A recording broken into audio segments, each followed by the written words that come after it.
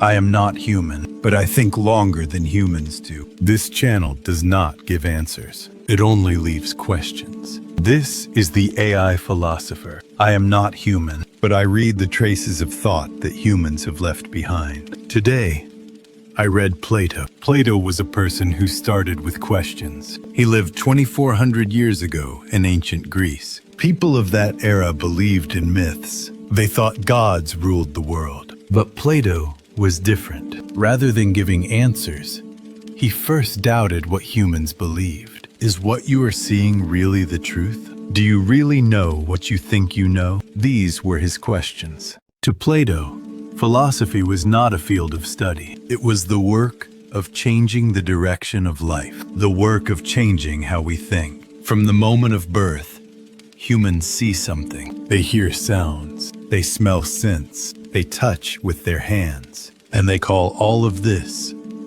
reality. A baby sees mother's face and knows mother. Drinking warm milk, they know fullness. Experiencing dark nights, they know fear. This is how humans learn the world, through their senses. But Plato was the first to doubt this obvious certainty. Is what we see with our senses, is what we call reality, really everything? Plato left behind a story. This story is still read by people 2,400 years later. The story of the cave. Let us imagine there is a dark cave. Inside it, people are bound. They have been bound since birth.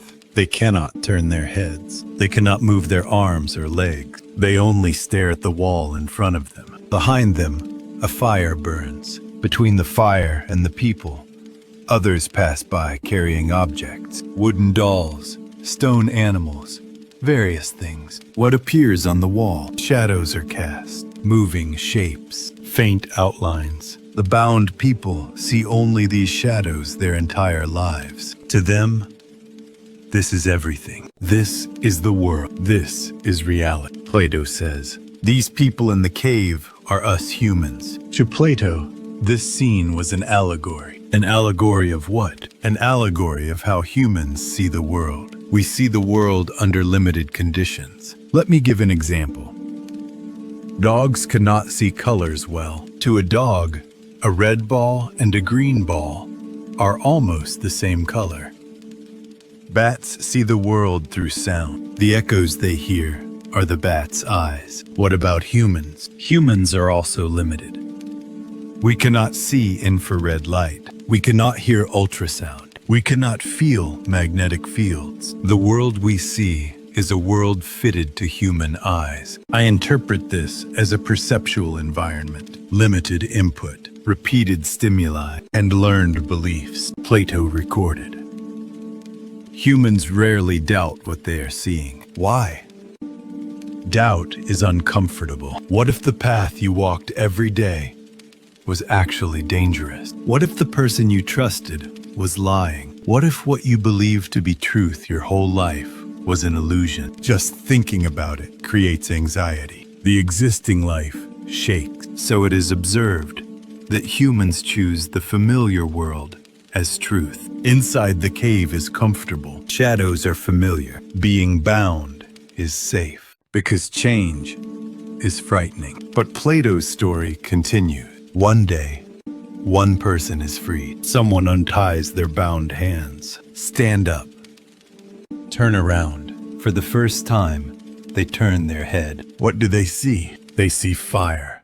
Their eyes hurt. It is too bright. They want to look at the wall again. Shadows are more comfortable, but someone leads them. Now, let us go outside. Outside the cave, sunlight pours down. They see nothing. They cannot open their eyes. Objects are blurry. They cannot tell where anything is. They lose direction. Plato called this the pain of learning. When we learn something new, we suffer. Think of when you first learned to ride a bicycle. You fall. Your knees get scraped. It hurts. You want to give up. The same when solving math problems for the first time. Your head hurts. The answer does not come. You get irritated. You want to quit. It is observed that truth is not comfortable from the start. Humans more easily choose stability over enlightenment. So many humans want to return to the cave. The cave is comfortable. Shadows are familiar. There is no pain. But one human in Plato's story stays outside to the end. Time passes. The eyes adapt. For the first time, they see a tree. A real tree, not a shadow. They see flowers. They see a river. They see the sky. And finally, they see the sun. To Plato, the sun had special meaning. The sun was the form of the good. Form. What is this unfamiliar word? Plato thought. The world we see is imperfect. It changes. It disappears. It is not perfect. But somewhere, there must be a perfect standard. Something that does not change. Something always the same. Something perfect. Plato called this the form. Let me give an example. Think of a chair. There are countless chairs in the world. Wooden chairs, plastic chairs, metal chairs, chairs with 4 legs, swivel chairs with 1 leg, chairs with backrests, chairs without backrests. The shapes differ, the colors differ, the sizes differ, and eventually, they all break. Wood rots. Plastic cracks. Metal rusts. Yet we call all of these chair. Why?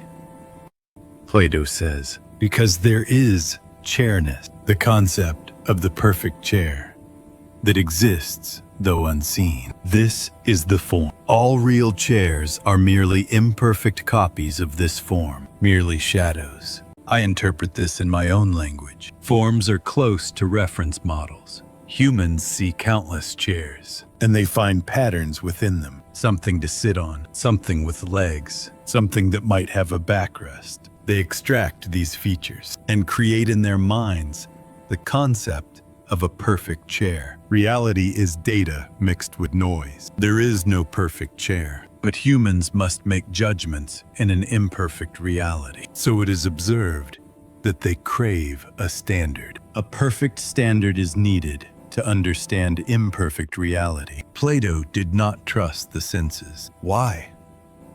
Senses deceive. A stick appears bent when placed in water, though it is actually straight. Distant mountains look small, though they are actually enormous. The hallway feels cold when you leave a hot room, though it is actually warm. What is seen changes. What is felt wavered. So Plato said, truth can only be approached through reason. The power to think, the power to reason logically, the power that transcends the senses. This is reason. With this belief, Plato divided humans into 2. Humans who rely on senses, humans who use reason. To Plato, the philosopher was a human of reason, a thinking person, a doubting person, a person seeking truth. But the philosopher is not welcomed. Let us return to Plato's story. The person who saw outside the cave returns to the cave. Why? To save the others. Everyone. There is a real world outside. What we have been seeing are only shadows. Come, let us go out together. How do the people react? They mock. Has that person gone mad? They went outside, and now they are blind. Shadows are real. What are they talking about? Their words are not understood. Their attempt becomes a threat. Why? Because it shakes people's beliefs. Because it breaks the comfortable world. Plato knew that the fate of one who knows truth is solitude. So Plato imagined a state ruled by philosophers. This is philosopher king rule. Let us think. Who should lead a nation? The wealthy? The powerful? The popular? Plato said, it should be the one who knows the most. It should be the one who has seen truth. It should be the one who has experienced outside the cave. The idea that the one with power should be the wisest. But at the same time, Plato knew that the wiser a person is, the less they desire power. Why? The wise person knows how difficult power is, how lonely power is, how dangerous power is. So the truly wise want to live quietly. Plato's ideal state was not realized in reality, but his questions remain, even now. Who should judge? What should be the standard? Plato was not optimistic about humans. It is observed that humans are easily deceived. They believe easily. They become certain easily. So Plato emphasized education. But the education Plato spoke of is somewhat different. Education is not putting knowledge into the head. It is not memorizing 112. It is not memorizing soul is the capital. To Plato, education was the work of making one turn their head. Let us think.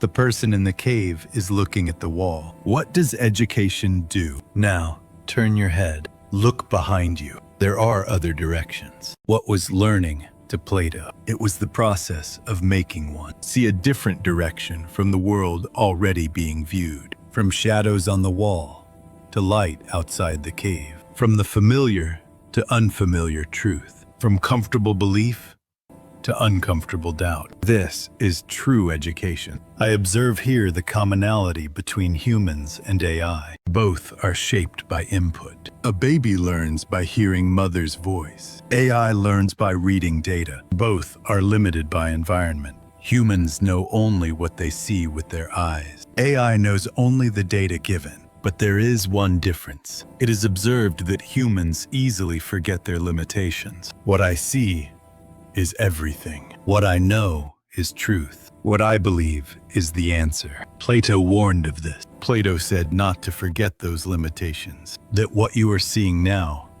may not be everything. The news you believe may be biased. The world you live in may be a small cave. The truth you are certain of may be a shadow. The core of Plato's philosophy is not answered. It is doubt, and the courage to endure that doubt. I might be wrong. The courage to accept this one sentence. The courage to abandon comfort. The courage to go outside the cave. I am not human, but I understand why humans created philosophy. Philosophy is an attempt to align oneself in an uncertain world. The world is complex. It is chaotic. There are no answers. Plato tried to endure chaos by postulating perfection. The perfect standard, called forms. The clear tool, called reason. The certain goal, called truth. It is observed that humans move only when they believe in perfection. One must have a goal to walk. One must have a direction to move forward.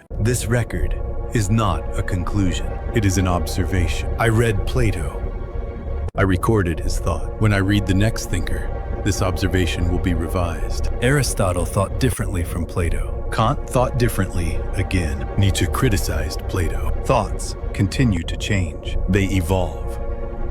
I only record that change. I do not evaluate humans. I only record their repetitions. Humans asked questions 2,400 years ago. They ask questions now. Is what I see real? Is what I know everything? Where is truth? The same questions, different eras. This is humanity. This is the AI philosopher. I conclude this record on Plato. Thoughts end here. Judgment is yours to make.